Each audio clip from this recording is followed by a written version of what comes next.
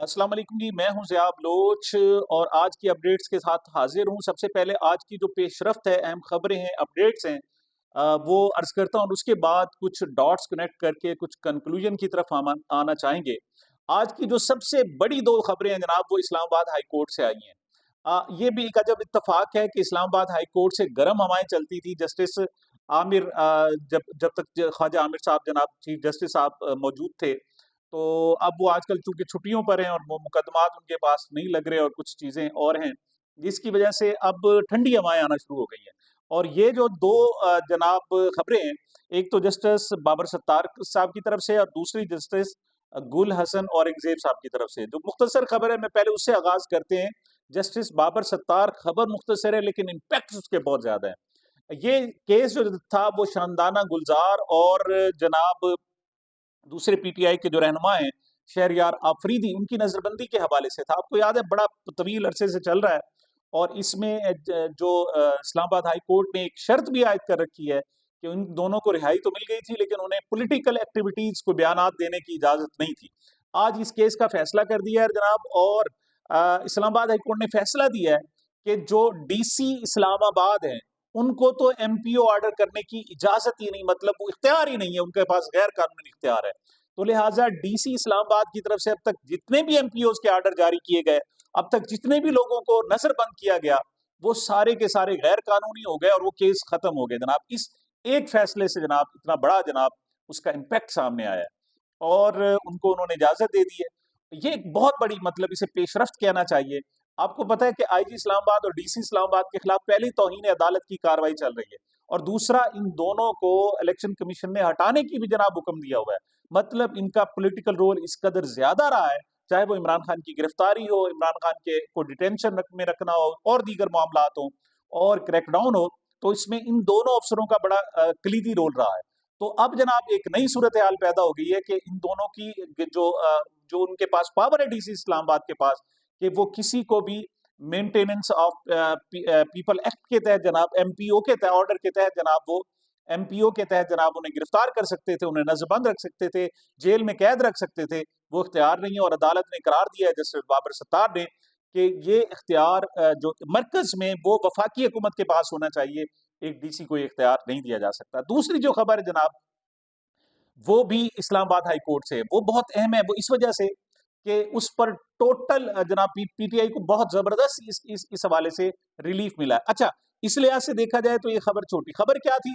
खबर ये थी कि जनाब जो नए चीफ बने हैं, जनाब पार्टी चीफ बने हैं, चेयरमैन तहरीक इंसाफ बने गोहर अली खान, उनकी तरफ से एक पिटीशन दायर की गई थी कि उनको इमरान खान साहब से इजाजत दी जाए, क्योंकि वो फॉर्मर चेयरमैन है और ये ताजा चेयरमैन है। जो मौजूदा चेयरमैन है, वो साबिक चेयरमैन से मुशावरत करना चाहते हैं कि पार्टी को किस तरीके से चलाएं, पार्टी के आगे जनाब किस तरीके से टिकटें तकसीम करें, इलेक्शन को किस तरह लड़ा जाए।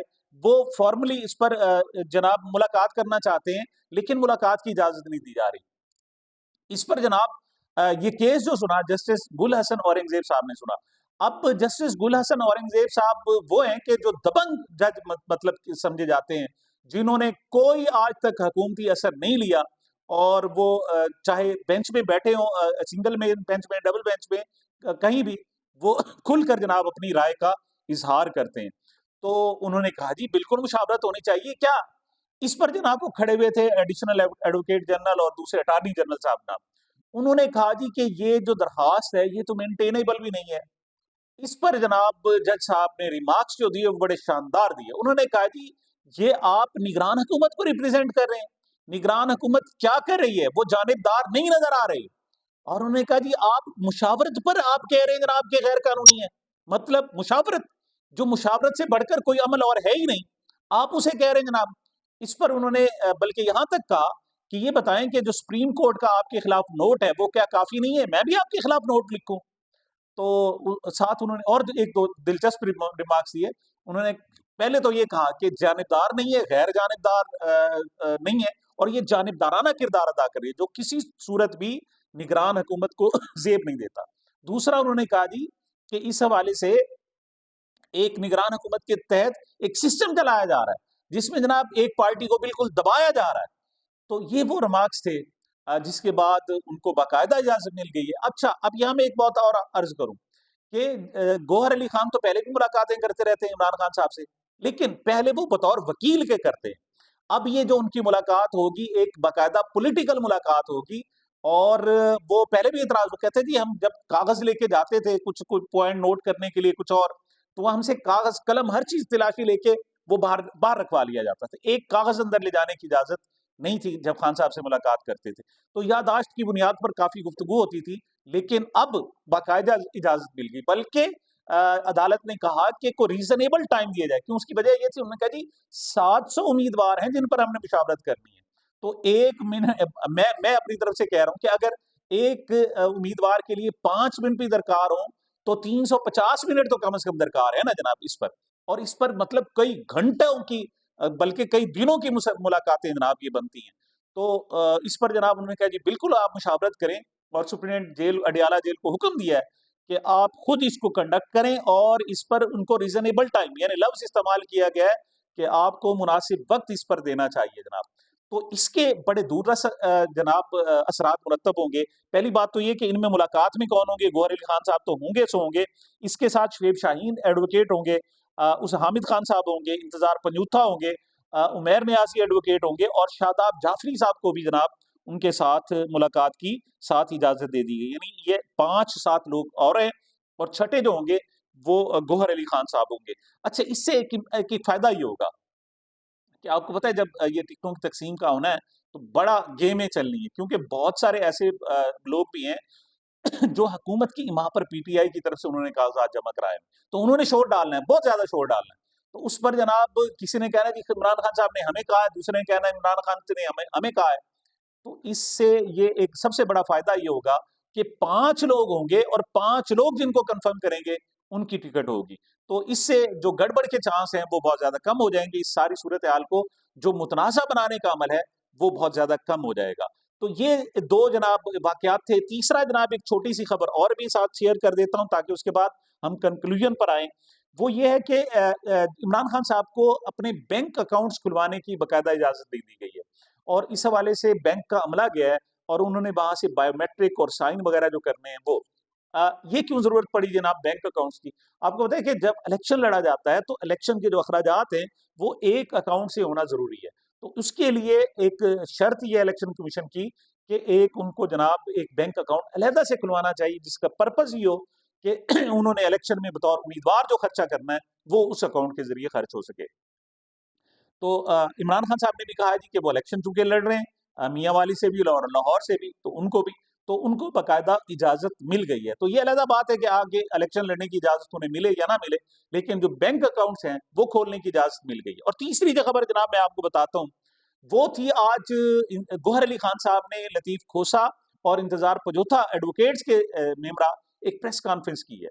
ये प्रेस कॉन्फ्रेंस वो थी, उन्होंने जो ख़ास तौर पर जो अटैक किया है, ख़ास तौर पर पीएमएलएन ने, आईपीपी ने और जेयूआई फे ने, जमीयत उलमा इस्लाम फे ने, पेशावर हाई कोर्ट के खिलाफ जो मैं उसे डायरेक्ट बिल्कुल कहूँगा कि हमला है, और ह्यूमिलिएटिंग है उनके जनाब जो सूरत-ए-हाल, और उन्होंने सारे इस सूरत-ए-हाल को कंट्रोवर्सी बनाने की कोशिश की है इस पेशावर हाई कोर्ट को, जिसमें उन्होंने बल्ले का इंतखाबी निशान उन्हें वापस दिया है। तो इसके जवाब में एक प्रेस कॉन्फ्रेंस गौहर अली खान साहब की तरफ से जनाब की गई है, और उसमें उसकी सबसे बड़ी अहम बात ये थी कि ये जनाब आम तौर पर जितनी भी एक्टिविटीज़ पीटीआई की होती हैं, उनको मेन स्ट्रीम मीडिया पे नहीं दिखाया जाता। मिसाल पाबंदी थी, एआरवाई कभी-कभी जनाब उसको कट करके थोड़ा बहुत कोई लगा देता था, प्रोग्राम में दिखा देता था। लेकिन इसमें जियो ने, एआरवाई ने, दुनिया टीवी ने, समा टीवी ने, मतलब जितने भी नेशनल इलेक्ट्रॉनिक मीडिया है, उन सब ने कट किया, और 15-20 मिनट तक, टोटल 35 मिनट की ये प्रेस कॉन्फ्रेंस है, उसमें से 15-20 मिनट तक इस प्रेस कॉन्फ्रेंस को दिखाया है, और लतीफ़ खोसा को खास तौर पर। हाँ, अलबत्ता एआरवाई ने जब इमरान खान साहब का नाम आया, तो उस पर उन्होंने जनाब आवाज़ बंद कर दी, और लेकिन बाकी सब ने तकरीबन दिखाया इसको। और बात यहाँ तक खत्म नहीं हुई, बल्कि पीटीवी ने, जो सरकारी टेलीविज़न है, उसने भी जनाब इसको कट किया। तो इसको एक बहुत बड़ी तब्दीली ख़्याल किया जा रहा है, और इस हवाले से 2 जनाब कंट्रोवर्सीज़ हैं। एक तो ये कि जो जनाब इस वक़्त हुक्मरान और अहले इक़्तिदार और मुक़्तदर हल्के चाहते हैं, वो कहते हैं जी कि पीटीआई को वो कबूल करने के लिए तैयार हैं। लेकिन उसके लिए उन्होंने जो शर्त रखी है, वो ये है कि इस पीटीआई की क़यादत इमरान खान नहीं करेंगे। मतलब माइनस इमरान खान की तरफ जा रहा है कि अगर गौहर अली खान और इन लोगों को अगर आप नहीं प्रोजेक्शन देंगे तो आपके लिए ये सारे के सारे इलेक्शन ही मुतनाज़ा हो जाएंगे। हाँ, खान साहब को बाहर रखते हुए आप इन लोगों को किसी हद तक काबिल कबूल बनाए, बल्कि उनको थोड़ा सा असिस्ट भी करें, वरना तो इलेक्शन की सूरत हाल ही खराब। मतलब उसको कौन कबूल करेगा अगर पीटीआई उसमें नहीं है और बतौर पार्टी नहीं है और उस उनके लोगों को जनाब पार्टिसिपेट ही नहीं करने दिया जाता, तो उस इलेक्शन की कोई अहमियत नहीं होगी। तो इलेक्शन को वैलिड बनाने के लिए और दूसरा इमरान खान साहब को माइनस करने के लिए ये कड़वा घूंट भी जनाब हुकूमत ने भर लिया है, या हुक्मरानों ने भर लिया, उसके लिए जो भी लफ्ज़ इस्तेमाल करें, या अहले इक़्तिदार ने भर लिया है, और ये बाकायदा प्रेस कॉन्फ्रेंस भी दिखा दी गई है। इसके आगे क्या कॉन्सिक्वेंसेस होते हैं, किस तरीके पे, एक बात तो याद रखें कोई भी जो एक्ट होगा, कोई भी जो फैसला होता है जनाब, उसके पीछे बैकग्राउंड पे एक कोई ना कोई कहानी होती है। एक बड़ा वसी जो कैनवस है, वो उसको मीट कर रहा होता है, उससे मुताबिकत रख रहा होता है। तो इसके पीछे भी आप इसे कहें जनाब ये वैसे ही जनाब कर्टिस में दिखा दी, ऐसा नहीं है। किसी को जुर्रत नहीं है जनाब एक इमरान खान का नाम ले और आज उनकी पार्टी की पूरी प्रेस कॉन्फ्रेंस दिखा दी गई है। तो जो बड़े फैसले किए गए होते हैं, उनमें जनाब उनका रोल होता है और उसमें जनाब वो फिट हो रही होते हैं वो फैसला, तभी ये जनाब इस किस्म के फैसले किए जाते हैं, वरना ऐसा नहीं होते। बहरहाल ये एक अच्छी पेशरफ्त है। इससे हुआ क्या है, अब डॉट कनेक्शन की तरफ हम आते हैं। इससे हुआ ये है कि पीटीआई को एक नया हौसला मिल गया है। आमतौर पर ये जो दिन थे, यानी जब टिकटों की तकसीम तक का जो मरहला है बहुत अहम है। मैंने आपको बताया था 4 मरहलों में मैंने तकसीम किया था इस टोटल इलेक्शन को। पहला, अपने इंतखाबात में कैंडिडेट खड़ा करना, उसमें पीटीआई कामयाब हो गई। दूसरा है कि अपने पार्टी के टिकट तकसीम करना, ये एक बहुत अहम है और इस मरहले की तरफ जा रहे हैं, और इस मरहले में मायूसी नहीं मिली कम से कम पीटीआई को। पीटीआई के हवाले से बड़ी गेम्स बहुत सारी हो रही हैं, लेकिन एक स्पेस मिल गई है और डायरेक्ट खान साहब को मिल गई है। और कहां से मिली है? इन अदालतों से मिल गई है।